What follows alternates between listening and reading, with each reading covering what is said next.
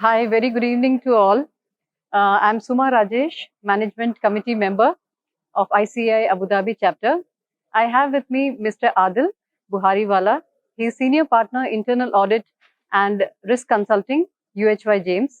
Very good evening, Mr. Adil, and thanks a Good lot. evening, and thanks a lot to ICAI Abu Dhabi chapter for having me. Yeah, it's our pleasure, sir. So today we have a presentation from Mr. Adil, who is going to speak on risk and resilience. And to start with, I would like to ask you, sir, if you could just brief us about the presentation.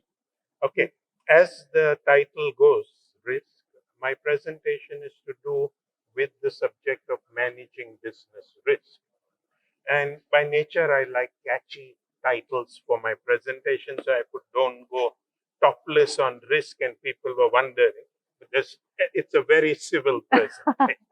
Yeah. Well, deals with how organizations and auditors do not focus on topmost risks in the organization. And the one risk which is the most significant, the topmost of all risks, is ignored by most organizations and auditors, and that's what I'm going to talk about. If I say anything more, I'll reveal what I'm going to. Yeah. So it looks like primarily you are going to dwell upon the internal risks.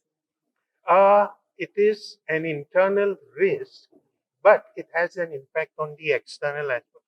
Because if you don't manage this internal risk, you will miss out on some key external risks. True. So it is dealing with both of them. Yeah. So what I was thinking is that internal risk is easy to measure and monitor because that is something that is in the control of the management. How about the external risk? How does one measure as well as monitor external risks? I would say internal risks are easier. Yeah. Easier than external risk, but increasingly, the world is so interconnected, social media, etc., and people are pretty well versed with most external risks which affect their organization. Mm-hmm.